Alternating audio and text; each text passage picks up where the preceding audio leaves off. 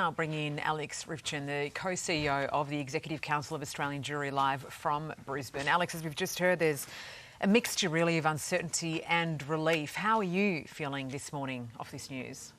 Well, certainly no jubilation. It's impossible to feel any sort of joy given what the hostages have endured.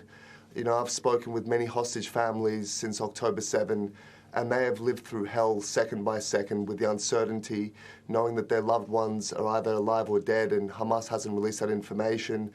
And those that are alive were held in dungeons underground in complete violation of basic norms of humanity, let alone international law.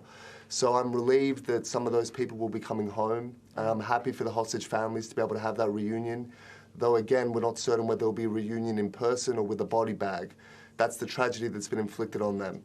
You know, the people have suffered so intensely since October 7, since Hamas's needless war was declared on that day and the atrocities that we saw. But this is the time to move forward, to heal, for people to go back to their communities in the south of Israel and rebuild, and for Israelis to again turn towards contributing to the world in terms of academic and scientific achievements. That's what they want to do.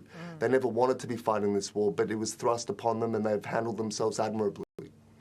Gee, Alex, even just hearing you speak, there is so much to digest today, isn't there? I mean, we've heard these discussions. They've been going on and off for 15 months. This seems like the most concrete progress we've made in all that time.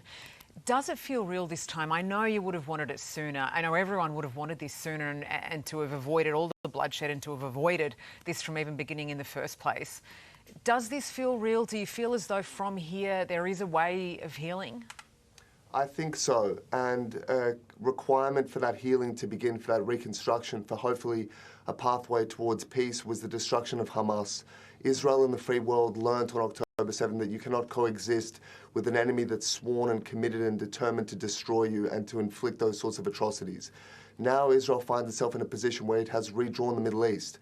Hamas has gone from being a fighting force of 40,000 composed of battalions with command centers and equipment and rockets and so forth, to being basically a scattered group of hoodlums fighting from underground and unable to actually emerge from tunnels because they'll be taken out very quickly.